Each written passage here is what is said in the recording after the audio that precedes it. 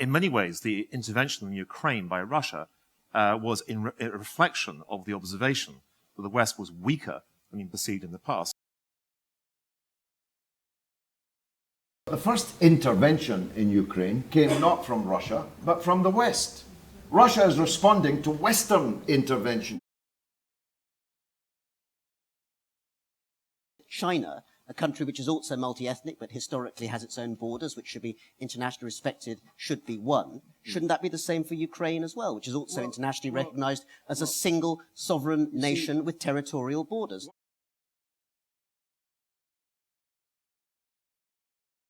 Is it a gathering storm if China gains more power and China and Russia, maybe India, gain more power at the expense of America? Is this a storm is something we should on the whole be scared of? So is this something we should be scared of, or is it something we should welcome? If the heresy is it's something we should welcome, I think we'll find this well represented by George Galloway on my right. He's an MP for Respect, and he described his 2012 return to office as the most sensational victory in British history. Winston Churchill might have disagreed with that, I suppose. Rana Mitter, on my left, is presenter of Radio 3's Free Thinking and a contributor to the FT, but his main job is Professor of the History and Politics of Modern China at Oxford. And Stephen King, here on my right, is Global Chief Economist at HSBC, a former columnist at The Independent, joined the club. And his most recent book is When the Money Runs Out, The End of Western Affluence. And I should have said at the beginning, my name's Marianne Seacart, and I'm also a journalist and broadcaster.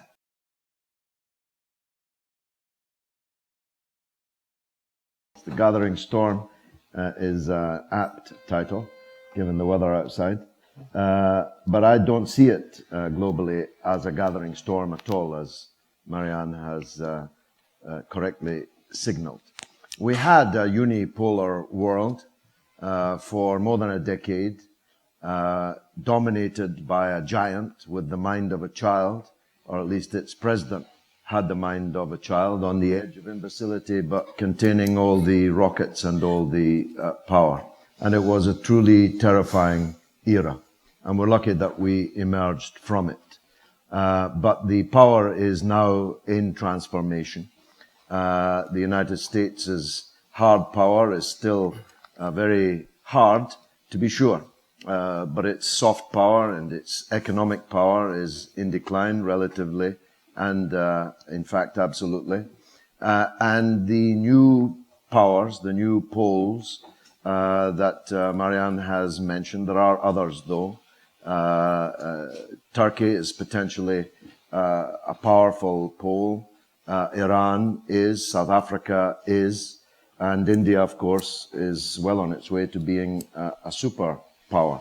And I think that will make the world far safer, because a multipolar world is one in which people have to negotiate rather than reaching for their rockets and striding out across the globe as they please, like the famous I just interviewed Noam Chomsky, so I'm reminded of his recall of the encounter between Alexander the Great and a pirate captain on the high seas in St. Augustine's City of God, in which Alexander asks the pirate, "How dare you terrorize these waters as a thief?"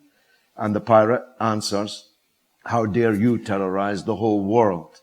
You, with your great navy, can call yourself an emperor and can call other men as you please." And that was the era to which we returned in the unipolar period when George Bush was in charge, George Bush and Tony Blair. I'm making a film about him, by the way, called The Killing of Tony Blair. You'll enjoy it, I promise.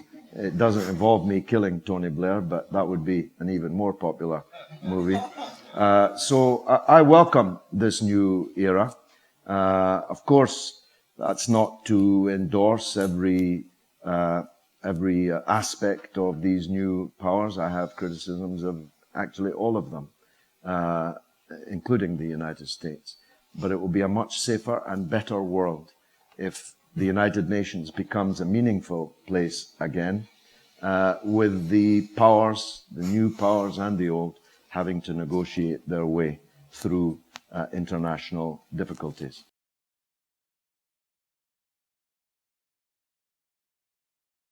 I think when we think about what these powers are, some of the very important points that George has made, some of which I would agree with entirely, I think do begin to look a little bit lacking in solidity. Let me tell you briefly what happened when I spoke to a friend of mine who's an economist. He's Chinese, based in China at quite a high-level research institute.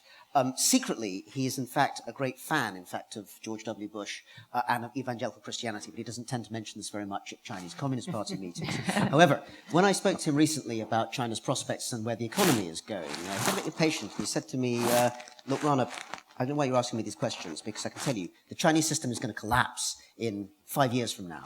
And I thought for a minute, I said, yes, but my friend, I remember I met you first 10 years ago, and you told me then that China was going to collapse in 5 years, and it's 5 years beyond that. He thought again and said, yes, I do remember, Rana, that I did tell you that, but this time I am right.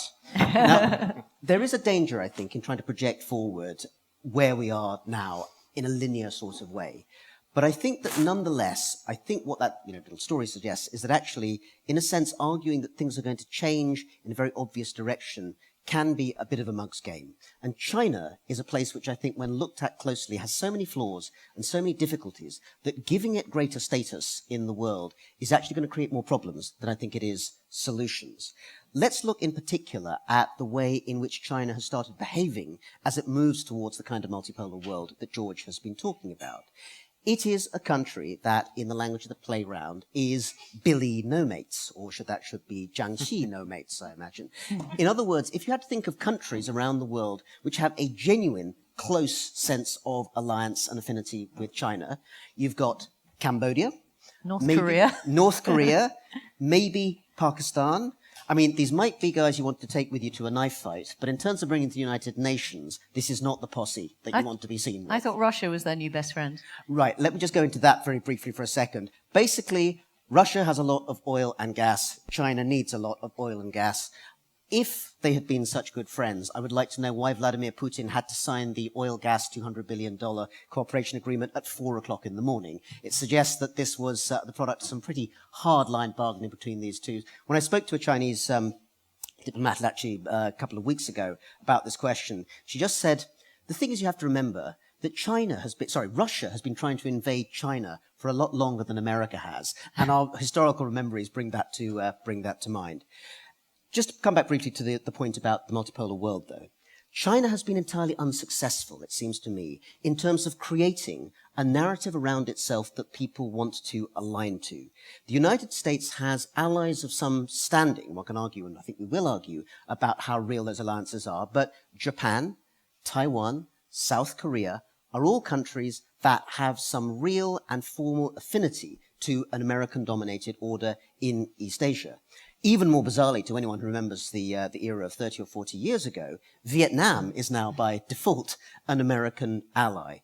In that kind of context, I simply think whether we think it's a good thing or a bad thing is almost irrelevant. The facts on the ground and the facts on the seas are that China has become the kind of careless, in some ways blundering power, unable to use and direct the kind of economic might that it's developed to develop genuine, stable, multilateral alliance in Asia. And I have the fear that if that were to become more powerful, then we might look back on the days of George W. Bush, a politician whose talents I think I probably share the opinion that George has on in general, as a time of peace, harmony, and possibly, a Metternichian or Bismarckian sense of statesmanship for which we will all be highly nostalgic. Thank you, Rana.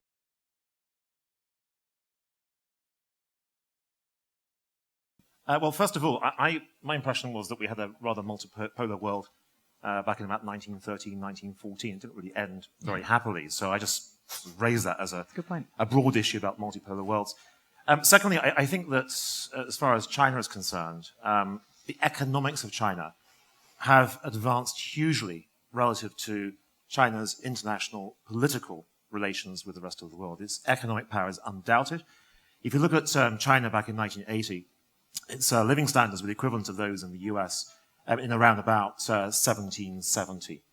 By 2010, its living standards are up to those in the US in around about 1940. This has been an epic transformation of an economy in a relatively short space of time. We've never seen anything quite like that for an economy with such a large population. The problem, I think, for China is this, that as Rana, I think, indicated, there needs to be a very strong sense in China they have to provide connections with the rest of the world, particularly for raw materials. And it's not just Russia. It's sub-Saharan Africa, it's Latin America, and so on. And one of the big challenges that China has is that the infrastructure that currently exists within those countries is relatively poor. Now, up until now, the Chinese have been mostly investing in things like US treasuries. In the future, they've been investing, I think, increasingly in these countries. But then the question is, how do they safeguard those investments in the future? And I'm reminded here of a little historical lesson, which is the rise of the British East India Company, which was ultimately, or originally, a commercial enterprise, and eventually became a key part of the growth of the British Empire, almost by accident rather than by design, in the sense that the British East India Company ended up with a mercenary army, which became eventually part of the British Army, and that then led to Britain spreading its empire far and wide. And my concern with China in one sense is that, yes, it makes these tremendous investments elsewhere, and it needs to do so, but in looking how to protect them, it creates a bigger military force over the course of the next 10, 20, 30 years, and in the process challenges the US in terms of its presence elsewhere in the world, whether across other parts of Asia or increasingly in parts of America's own backyard. I was thinking about, for example, Latin America. I go back to the Monroe Doctrine of the 1820s. This was originally suggesting that the US would have control over Latin America against the interests of the Europeans. But when the Chinese started investing much more in Latin America, how does that doctrine work in terms of America's relationships with China? So I think that as China grows, it hasn't worked out yet what its foreign policy should be. It's still very, very uncertain. But in the process of growing, it seems to me that it creates shock waves elsewhere in the world, which the rest of us haven't quite worked out how to deal with.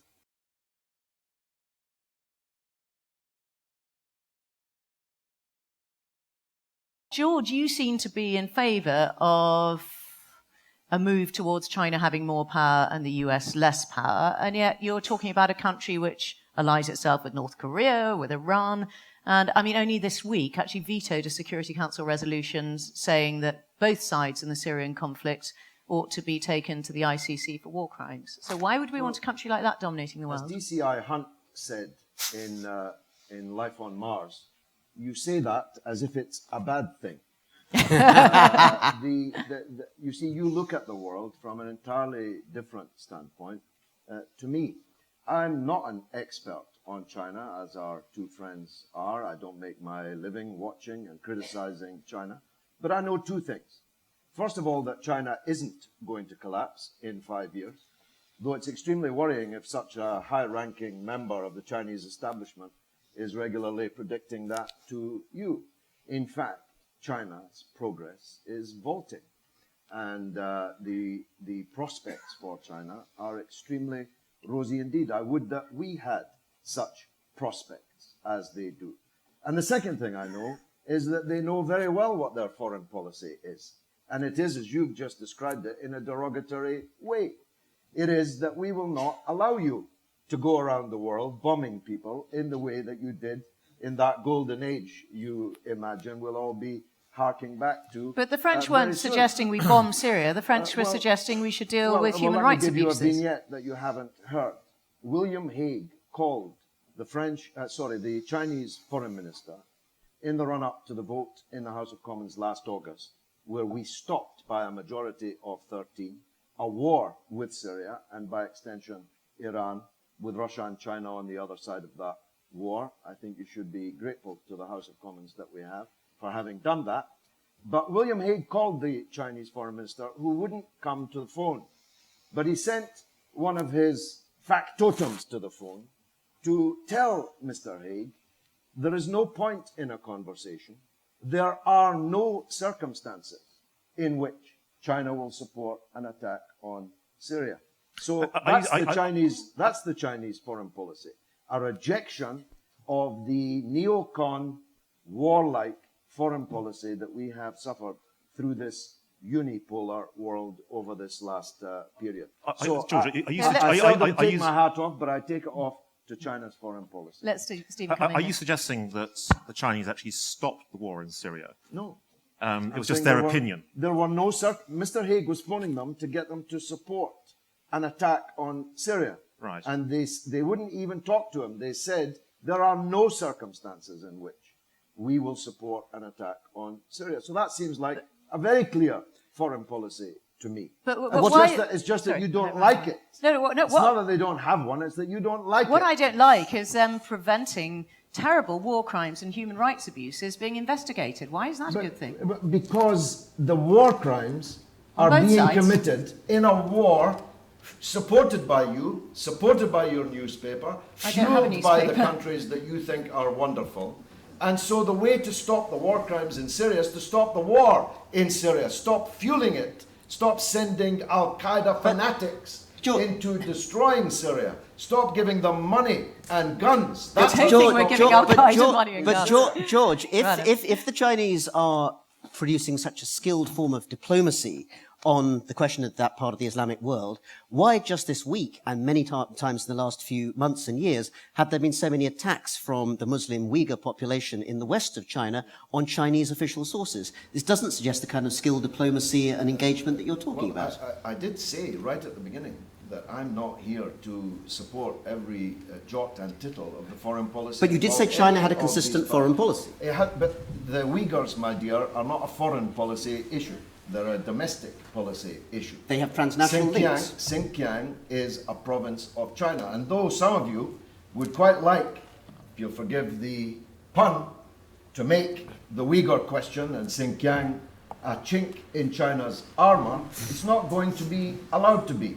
China is one, and it will defend its borders, and it will defend its unity. However much it is the wish of Western liberals in Tibet, or Islamists in Xinjiang, or dreamers on the international level who imagine China is going to collapse, however much you like it. Let me give you a quote from Deng Xiaoping, who told Prince Charles, who sotto voce gave him some advice on how to handle Hong Kong, which we took from China under bombardment because they wouldn't allow us to sell narcotic drugs in their country. He said to Prince Charles, the days when foreigners could tell China what to do are over. Hallelujah. Can I just... George, one thing on Syria I think is important to note is that although China may have a particular view on Syria, I think Russia took the story on Syria in a very different way indeed. They took the view that the failure of the UK or the US to intervene in Syria was actually a significant sign of weakness of the US and the UK, that they actually lost their willingness to intervene in these kinds of foreign wars, which may or may not be a good thing. But the consequence was that I think Russia felt, as a consequence of that, to be able to launch a much more assertive foreign policy than had been the case up until then. So in many ways, the intervention in Ukraine by Russia was a reflection of the observation that the West was weaker than been perceived in the past. So again, this multipolar world actually seems to me to be rather an unstable rather than stable world. But the first intervention in Ukraine came not from Russia, but from the West. Russia is responding to Western intervention. Not in military Ukraine. intervention, though. Well, it's every kind of intervention. According to Victoria Nuland, who should know, as she was the ambassador and is now at the State Department dealing with it, the United States has put $5 billion into what they call democracy promotion in Ukraine. So that's intervention. I'm sorry. In the Maidan, as we now know from the taped telephone conversation between the woman laughably described as the EU's foreign minister, who used to run a chip shop in Derbyshire and never been elected to anything in her life, Baroness Ashton. We know from that conversation between Baroness Ashton and the Estonian foreign minister that the people who were shooting, snipers who were killing people in the Maidan, were not, as supposed, from the previous regime in Ukraine, but were the people that we are giving the $5 billion to in order to rip up the Ukrainian constitution, drive out the president, set fire to the presidency, and threaten the MPs with murder unless they change the constitution, which involved banning the Russian language. So Russia is responding to Western intervention in Ukraine, but you're right, there is a connection. We moved in Ukraine to punish Russia for having confounded Western policy in Syria. So, yes, there are no circumstances in which the world is entirely safe or entirely stable, but I argue it's better to have more than one big power in the world. And I just cannot see how such educated expensively educated men as these can't see that. Well, you were just... Sorry, you were why expensively educated? I went to my local state school. And What's expensive? Your university was expensive, I know, because I paid for it. Well, George, there you go. George, you've just attacked Catherine Ashton for running a against chip higher shop, so you have to make up your mind think so, about yeah. which side of those are necessarily going to be there. But on that particular question, once again, isn't there an inconsistency? If you say that China, a country which is also multi-ethnic but historically has its own borders, which should be internationally respected, should be one, shouldn't that be the same for Ukraine as well, which is also internationally recognized as a single sovereign nation with territorial borders, that Russia agreed as well as the West? One of the absurdities of this discussion is you and me sitting on a chair in a church in Hay-on-Wye lecturing China on what it should do. There's an absurdity in that. You know that China will do everything that's necessary to keep its society together, to keep foreigners out who wish to interfere in its internal affairs. And I'm sorry, that's the end of the story. But no matter how much you chunter or however many Christian fundamentalists you discover in the Central Committee, your view on China is going to be confounded by China's strength. And I'm glad I'm... But George, the point about this is not so much that China has its own internal strength, but rather where will China be in 10, 20, 30 years' time in its relations with the rest of the world? And that's the thing which I think is actually very uncertain at this stage, and which the Chinese themselves are very uncertain about. You're talking about this as if the Chinese are self-contained in an economy which is, in one sense, able to look after itself, a complete autarky model. There's no doubt, though, that China is increasingly heavily engaged with what's going on elsewhere in the world. And I think they are uncertain as to how to play that engagement. Yeah. And I stress again that when you have this huge investment in Latin America, Sub-Saharan Africa and so on, it means that China will have to look after those investments in the future. You can't claim that China is somehow a separate entity that doesn't relate to the rest of the world. It does. No, can I inject another point here, which is accountability. Now, foreign policy in democracies is determined, on the whole, by the people. They vote a government in, and if they don't like the foreign policy of that government, they vote. Yeah, well, let me finish, because if they don't like the foreign policy of that government, they will vote it out, which of course they did. Now, in China, and to a certain extent in Russia, which is a pretty rigged democracy, there is no accountability for foreign policy. What's the accountability? Tony Blair is still at large and has earned $125 million since he killed 1 million people. But he's not running the country anymore. Well, you could have fooled me. Oh, come on. Mrs. Thatcher's long dead, but she, in a way, is still running the country.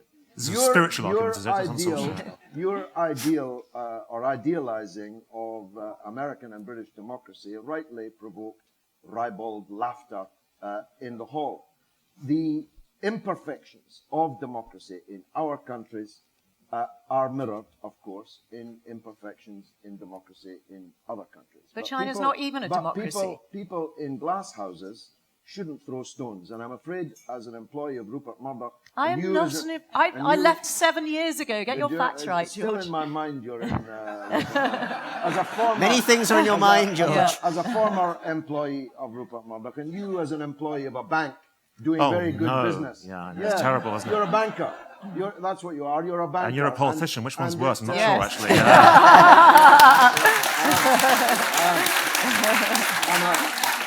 I'm a politician who's out to hang the bankers. And I know... Are you threatening me? Metaphorically. Death threats. It's like the killing of Tony Blair. That doesn't actually take place. Yes, you're quite a brutal man, really, aren't you? Sort of threatening everyone all the time. It's extraordinary. What I don't like is hypocrisy. You and your bank grow fat out of China, but you have nothing... I'm not that fat. I mean, I put on a good weight, it's true. Nothing at all good to say about China. You're a hypocrite. That's what I'm here to say. I haven't said anything bad about China either. What are you talking about? You're talking nonsense. I have plenty of good things to say about China, and in fact spend most of my time saying exactly that. I think one of the key points actually is that, my point at the beginning is that I disagree completely with my friend inside the top echelons of the Chinese Communist movement, on the grounds that I don't think China's going to collapse. I think it's going to muddle along, actually, in a whole variety of ways. And one of the problems is that we tend to write apocalyptic stories about the world. The United States and China actually are very much guilty of this, because it always has to either be a country that's going to take over the world or a country that's going to collapse or fall apart under the weight of its own contradictions. The reality that we see that the two sides are going to kind of rub along and get along and probably take their own paths for quite some time to come, I think is less exciting, but more realistic. I mean, here is my take on what I think China is going to do. I think it is not going to become a pluralist liberal democracy anytime soon, certainly not in the 10 to 15 years. I think it's also fair to say that, broadly speaking, when you talk to ordinary Chinese people, and I don't know how much of your knowledge of China, George, comes from going to China and talking to Chinese people, but most of my evidence is at least empirically gathered from actually speaking to people in China itself and visiting the country. There's quite a lot of people in China. There are quite a lot of people in China. I may have talked to more of them than you, I have to say. Well, there are actually something like, I think, 70 million Christian fundamentalists in China and growing in numbers, but within the wider population, it's still a smaller group. They tend to also be big business entrepreneurs, actually.Ey're the strongest capitalists of all in China. But the point I'm making is that actually, I think on that, George is absolutely right. There is no great enthusiasm for the idea of a change to a liberal, pluralist, democratic system. Now, with the fact that, as you'll know, in, 10 days' time, we have the 25th anniversary of the Tiananmen Square uprising, a real people's movement, if there ever was one, actually, George. The legacy of that is that that political event was tragic, but has not fundamentally changed the trajectory of where China has been going. China is, and will continue to be for some time to come, a country with a neoliberal economy, much more so, I think, than Western Europe these days, a profoundly non-democratic authoritarian political system, and one that essentially stays unified because it will continue to manage a steady rate of economic growth which keeps its people happy. Essentially, it's come up with the alternative to social democracy. It's a form of social dictatorship. That's not really a criticism or a compliment. It's merely a statement of, I think, the kind of middle path that China's likely to take for quite some time to come.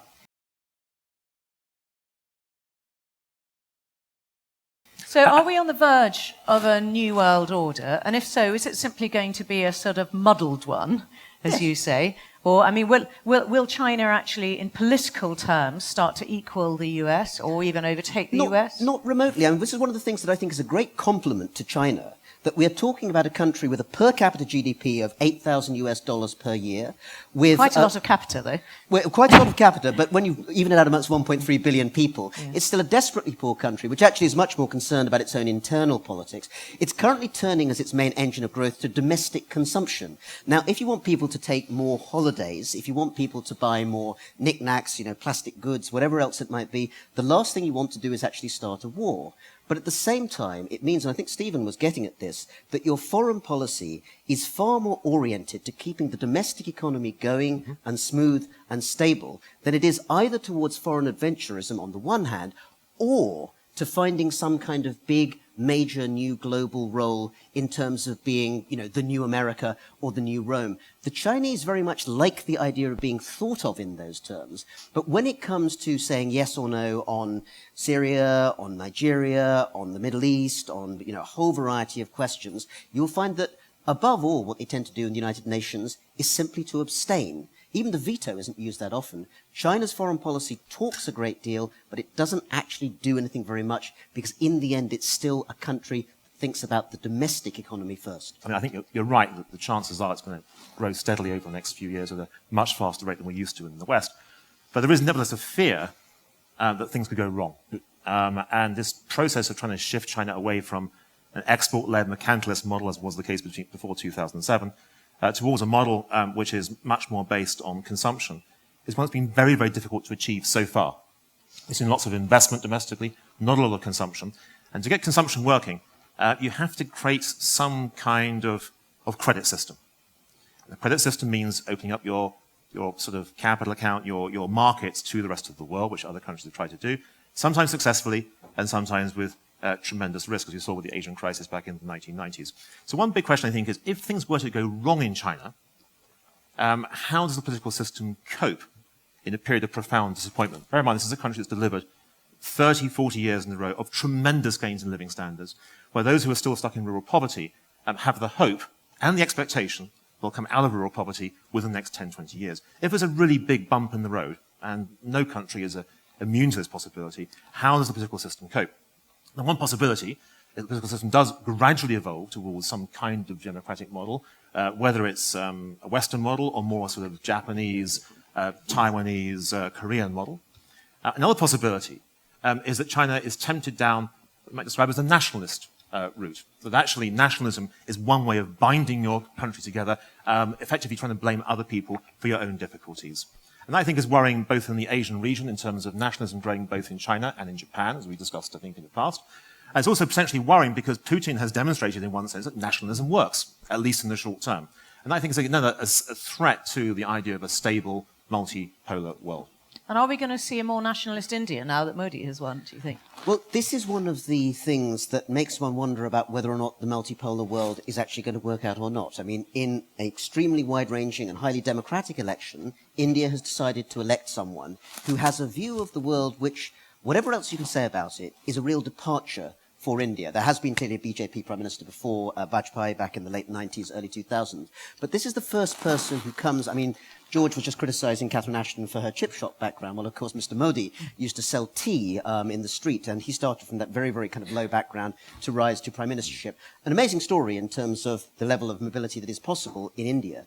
But he brings with him an ideology which essentially is inward-looking. It is about Hindutva. It is about the idea of some very kind of stylized version of Hinduism, which has always at its best been a very syncretic, very inclusive type of culture. You have to look only at the Emperor Akbar during the Mughal period, who combined Islam and Hinduism in a whole variety of creative ways, to see that this is not the action of someone who thinks that India realistically can play a global role. He does speak about it, but I don't see how putting forward that kind of very nationalist, very exclusively religious defined type of identity for a syncretic country like India can help to create that sort of multipolar world. I think it's entirely the wrong direction. In India in particular, you had the so-called Green Revolution in the 1970s, and then the economy was transformed in a significant way, delivering much faster growth rates. And it's all to do with engagement rather than separation. That's all I just noted. Well, could I make a brief point? Because one of the things that is interesting is that one of the first things that Mr. Modi did was to issue an invitation to Nawaz Sharif, the Prime Minister of Pakistan,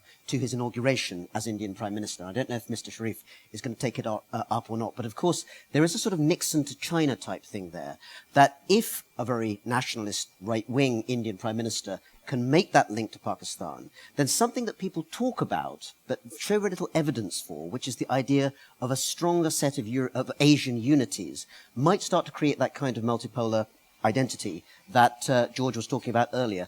Part of the problem is that essentially India and China, two of the big powers of the region, don't really talk to each other in a sustained and engaged way. I was astounded to find out just a couple of years ago that the number of weekly flights, not daily, but weekly flights between New Delhi and Beijing, two major capitals in the Asian region, is just 4 per week. You can't even go daily. And that suggests, there's 27 a day between New York and London, for instance. And that suggests a lack of political engagement between these two giants, which is going to be a real stepping stone to overcome. So creative diplomacy on all sides in China, India, Pakistan, Iran was mentioned before as well, I think is going to be the next necessary stage before Asia can really punch its weight in that sense. Well, I was going to say that one of the big problems I think that China and India have is that we think of 1962 as the year of the Cuban Missile Crisis. They think of 1962 as the border conflict between the two of them, and they haven't really kind of worked out how to forgive each other for that border conflict, which the Chinese effectively won, and life has been very difficult between the two countries since then. If you look at not just volumes of aeroplanes, but trade volumes between different countries in the world, one of the biggest missed opportunities currently is trade between China and India. Both of them trade with other parts of the world. They've both been successful, but successful on their own rather than together. And if you wanted to have a real sort of revolution in terms of rising incomes, rising living standards over the course of the next 3 or 4 decades, I would suggest that China and India are a pivotal part of that story. If they can open up their trade and linkages, actually exploit sort of comparative advantages and so on and so forth. And also I would suggest that both countries could hugely benefit from helping to create what I call a sort of south-south trading route and capital flows route from Asia into Middle East, Sub-Saharan Africa, and Latin America. But again, there are difficulties here. The so-called string of pearls, which are ports that are constructed in Pakistan and Myanmar and Sri Lanka and Bangladesh, which have been funded largely through Chinese money, which cause the Indians no end of uncertainty, because, of course, the Chinese also have the right to put their warships, if they were to build a few of them, put their warships into those ports. And of course, the ports are there in part to protect the journey of energy from the Middle East through to China. But that sort of story makes the relationship between China and India, I think, particularly fraught. George, do you think that a more multipolar world would become a more equal world? Not necessarily, no. I'm interested in it from the point of view of equilibrium in the world, but the economic development within the countries, including the new poles of power and influence in the world, would be a matter for them. I take the old-fashioned view that it's not actually my business to tell other countries how they should run their countries. I'm more interested in how we run ours, and we're not doing that very well. So I always thought there was a slight foolishness in the preoccupation of our political class in telling other countries how they should run themselves when we are not doing a terribly good job ourselves. So that in question, 1939, you would have been a supporter of Neville Chamberlain, would you? No. I would have been the first in line to cut the throats of any. I'm a very violent man when it comes to fascist Nazi occupation. But you shouldn't have been telling the Germans how to run their country, no? No, but Germany was trying to tell us how to run our country, and I reject that just as vehemently. And indeed, they had already... They weren't in 1939. Well, they were beginning to develop a foreign policy which involved invading and dismembering other people's countries, ensuring the annihilation of Jewish people and gay people and disabled people and communist people and so on in their own country. I have a right But to that was their a point of country. view But that was their on country, that. exactly. Yeah. No, that's not my point. There are universal human rights. I support them. And one of those universal rights is for your people not to be annihilated in a Holocaust. So what about human rights abuses in Russia and China? Do they bother you? Human rights abuses in Russia and China cannot remotely be compared unless you're Prince Charles. And I knew you had a lot of class, Marianne, but I didn't think you were quite in Prince Charles's league. Never claimed to be. I certainly do. Well, Prince Charles compared President Putin to Hitler. I think it's an obscene comparison and an absurd one. And What about Chairman Mao? Well, Chairman Mao How does he count? I mean, he was responsible for the Great Famine and people starving and well, I'm not sure that famine's the millions of... responsibility of one man, but the he did the launch China the you're Great Leap describing, Forward, which is Great Leap the Backwards, China it you're turned out. describing, and your bank is growing fat upon, was created by Chairman Mao. If there was no Chairman Mao, we wouldn't be having this discussion, because China would not be a great economic and political power. But your friend Deng Xiaoping was the man who let HSBC back into China. Yeah, and I think he George. let too many of them back in, if you want my honest opinion. You can have too many bankers, as we in this country know. Stephen. Because Yeah, the Stephen. bankers dragged us to the abyss Yeah. and over the edge. Just a bit of humility, Stephen, is all we require from our bankers. Just Stephen. a bit of humility. I just think of myself as an economist. You can call me what you want. I don't really mind. No, I was thinking about your question about income, wealth, inequality, and how this works across different parts of the world. The problem here again is that there's a connection between countries, which I think you're ignoring. The connection is, there's a sort of paradox of income and wealth inequality around the world today, which is that between countries, between nations, income inequality has undoubtedly fallen. Largely because of the strength of China, the strength of India, the strength of other countries in the so-called emerging markets over the course of the last 20 or 30 years. But at the same time, income inequality within nations has risen significantly. This is something which we haven't really seen in the past. It's a big political topic for understandable reasons. But the question I have is, are the two, in some sense, connected? I think they are. And the connection is that one of the big revolutions that we've seen in the global economy over the last 30 or 40 years is the cross-border mobility of capital. Money moving across borders. I accept that bankers are partly responsible for this, of course.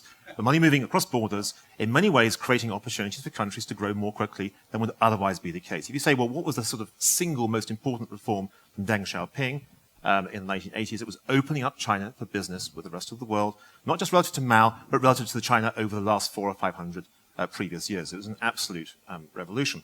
Now, the problem with capital mobility is that capital goes often to where labor is relatively cheap. So lots of capital that might have been invested in the States, might have been invested in Europe, went to China. And the consequence was that Chinese wages rose swiftly. There's lots of urbanization. China grew very quickly. But at the same time, the bargaining position of labor in the US and in the UK and Europe went down. Now, that's a very tricky issue for us to think about, because at the sovereign level, at the individual level, you get higher levels of income inequality. But at the global level, you end up with a bigger increase in living standards we've seen ever before. And I think is a really big contradiction, which politically is very difficult to deal with in terms of individual countries. Absolutely. I mean, I think one of the reasons why, I mean, again, George makes a very central and very important point about why on earth should we be in any position to tell any other country how to run themselves. And actually, I don't think we are in a position to do that. But I do think we're in a position to have to care about how other countries run themselves. Just to stick with China for a moment.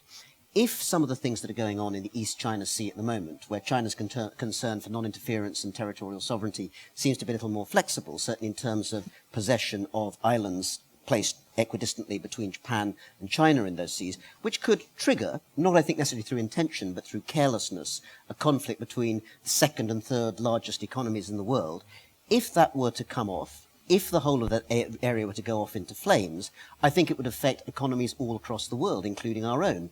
And that is a subject, I think, of quite legitimate concern for all of us. Now, that doesn't mean we can be in a position to get on the phone and tell anyone in Beijing what to do, not least because, as you point out, they won't answer it. They wouldn't take the call. But at the same time, it doesn't mean we shouldn't be thinking about ways in which our increasingly integrated world shouldn't try and avoid those sorts of conflicts. And the fact is that some of that will involve having to engage with countries and telling them they cannot have completely autonomous choices about how they operate their foreign policy. I'd really like to thank you for coming, to Rana, to Stephen and to George for speaking, and please show your appreciation.